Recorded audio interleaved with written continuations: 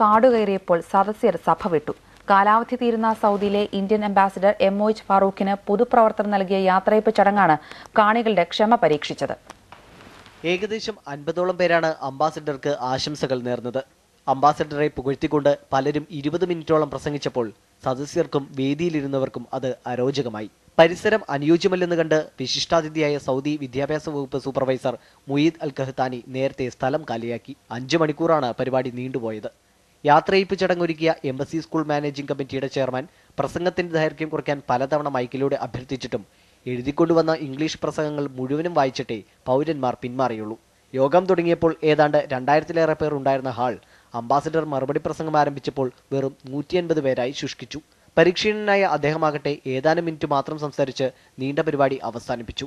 ശ്രീ ഫാറൂഖ് അംബാസിഡറായി ചുമതലയേറ്റിട്ട് ഒരൊറ്റ ഇന്ത്യക്കാരനെ പോലും സൗദി അറേബ്യയിൽ വധശിക്ഷയ്ക്ക് വിധേയനാക്കിയിട്ടില്ലെന്ന് ഒരു പ്രാസംഗികൻ തട്ടിവിട്ടു. വിഡ്ഢിത്തം തുടർന്ന ഇദ്ദേഹത്തിനെതിരെ ഒടുവിൽ മാധ്യമപ്രവർത്തകർക്ക് ഇടപെടേണ്ടിയും വന്നു. അംബാസിഡർക്ക് പൊന്നാട അണിയിക്കാനും ഷീൽഡുകൾ സമ്മാനിക്കാനും വൻ തിരക്കായിരുന്നു. ഇതിനായി സ്റ്റേജിലെത്തിയവർ ഫോട്ടോ എടുത്തു എന്ന് ഉറപ്പുവരുത്തിയിട്ടാണ് പൊന്നാടയിൽ നിന്നും ഷീൽഡിൽ നിന്നും പിടിവിട്ടത്. Narendran Cherukad, Amrita news, Riyadh.